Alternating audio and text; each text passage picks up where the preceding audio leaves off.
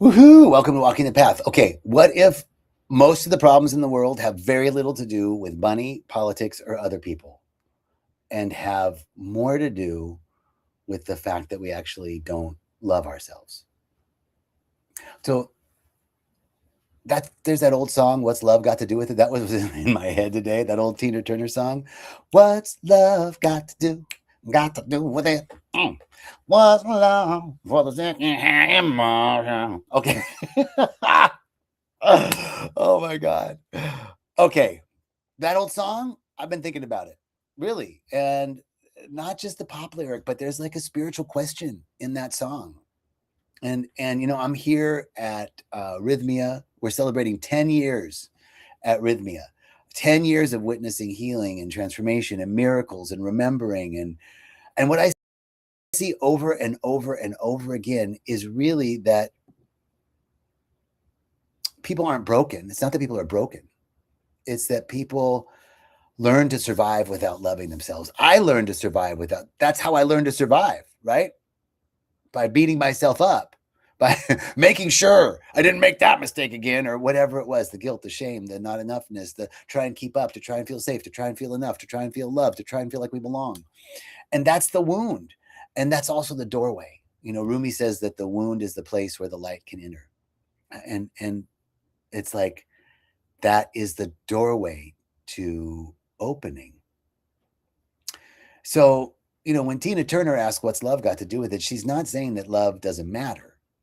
She's saying that she's actually questioning whether the love that she's questioning whether the love that what we've been calling love, is actually love, or is it actually fear?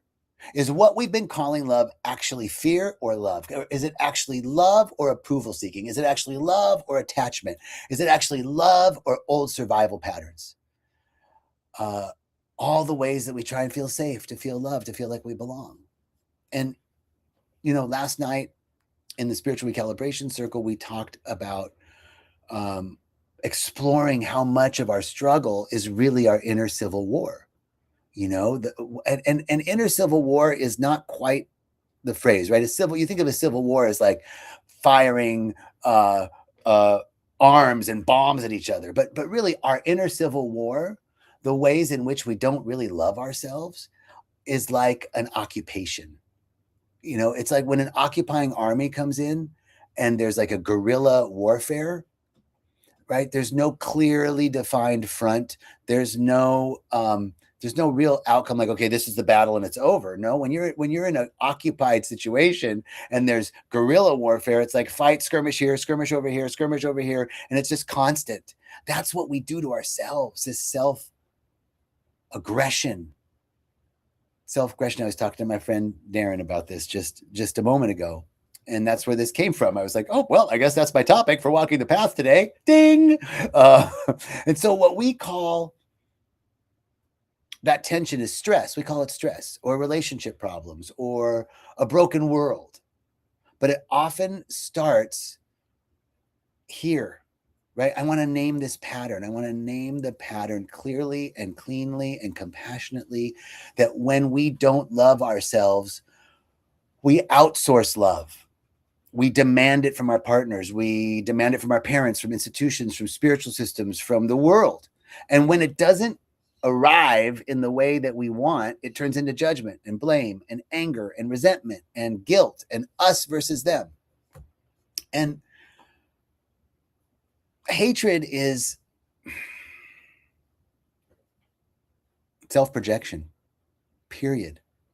Hatred is most often self-projection, self-rejection, self-mask wearing, judgment that's unresolved shame, looking for somewhere to land, unresolved shame in ourselves, looking for somewhere to land out there. It's not a moral failure, it's unhealed pain. So, I want to reframe the song's message. What's love got to do? The song works because it exposes something honest, and that love can't do the job of self-worth. And if If love is asked to fix what only self-acceptance can heal, it collapses under its weight. Love isn't meant to be a rescue mission. It's meant to be an expression. And this, it's the longest self-help phrase we've heard. It's the oldest. It's you can't love anybody till you love yourself. True. Really true. Absolutely 100% true. We cannot love anyone until we love ourselves.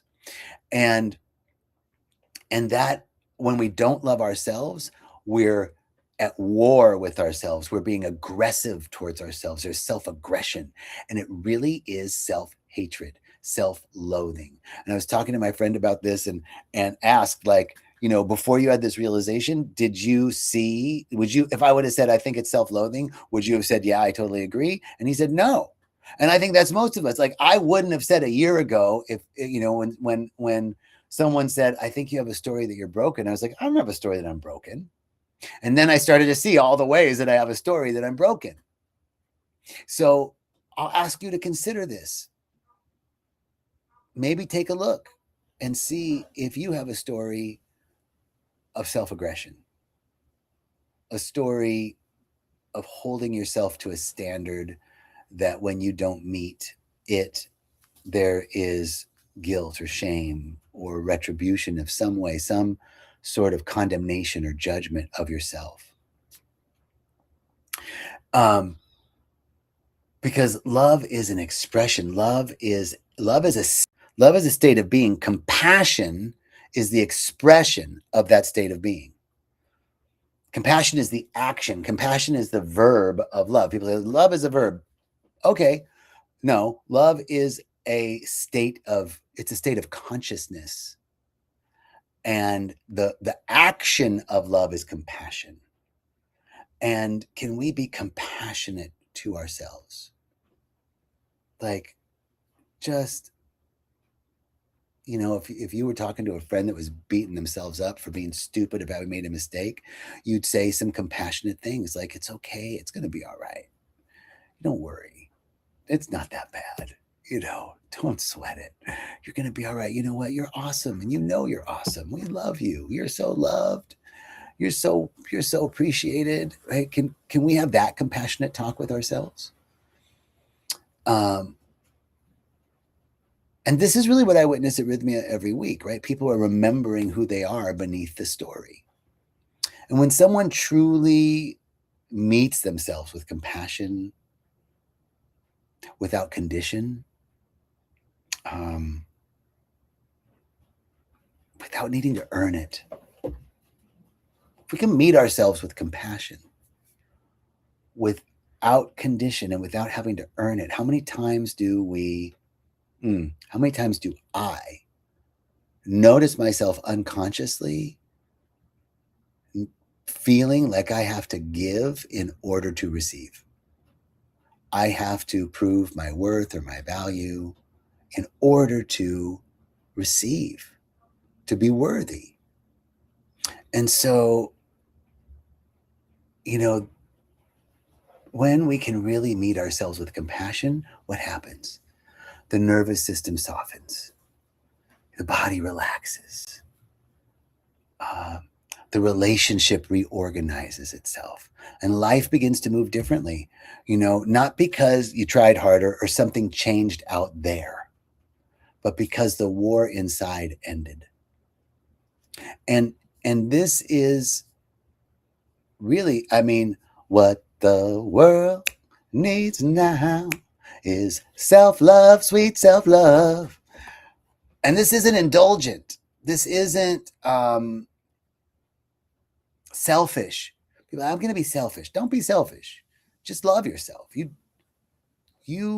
We must love ourselves fiercely if we are to be loving in the world. Loving yourself is not indulgent. It's actually responsible. Because every unloved part of us is destabilizing. Every part that we love becomes a stabilizing presence. And this is not about perfection. It's just about staying with yourself instead of abandoning yourself. It's about saying, I got me. I'm on my side. I'm on my side. How many times have I not been on my own side? Bigger critique of myself than of anybody else. Although, trust me, as much as I critique myself, I got the critiques going on everybody else. That's the truth, right? Because that's what I'm talking about. Donna says, nothing changed for me until I learned to give myself grace. Wonderful. Yes. Love, compassion, grace. You know? So loving yourself doesn't mean you never get triggered. It doesn't mean that everything's like rainbows and unicorns from here on, but it means that when you do, you don't turn against yourself. You know? It means when we slip, we don't turn against ourselves. We got our own back. I got me. I'm on my side. I'm on my side. I want you to be on your side. Because if we don't turn against ourselves, we stay and we listen and we soften. And it's from that place that love begins to stay. It's not something we chase anymore. And it becomes something that we radiate. So, what do I want to say here? I was in a session today with a client, and they said, I want to become the best version of myself. And I want to say, healing is not about becoming a better version of yourself, because that implies that fundamentally there's something wrong with you, that who you are right now isn't enough. So you'll never be enough. I'm going to become the best version of myself. That felt like such a good statement a while ago for me. And then over the last year, it's like, no, that doesn't resonate with me anymore. I don't want to be the best version of myself. Now, do I want to improve? Yeah. Do I want to grow and expand? Of course. Do I have a lot to learn? 100%. But I'm not growing, expanding, learning from a place of I'm a piece of shit and I need to move. I need to get better.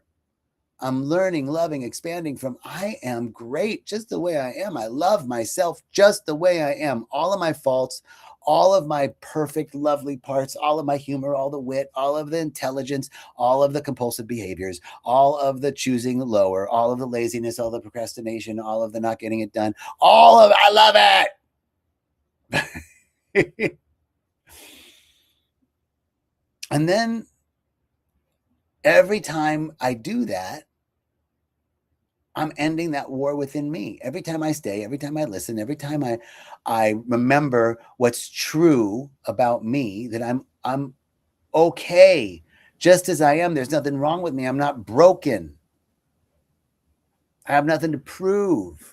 Doesn't mean I don't have stuff to expand and grow. I just have nothing to prove. I don't have to prove it. I don't have to improve.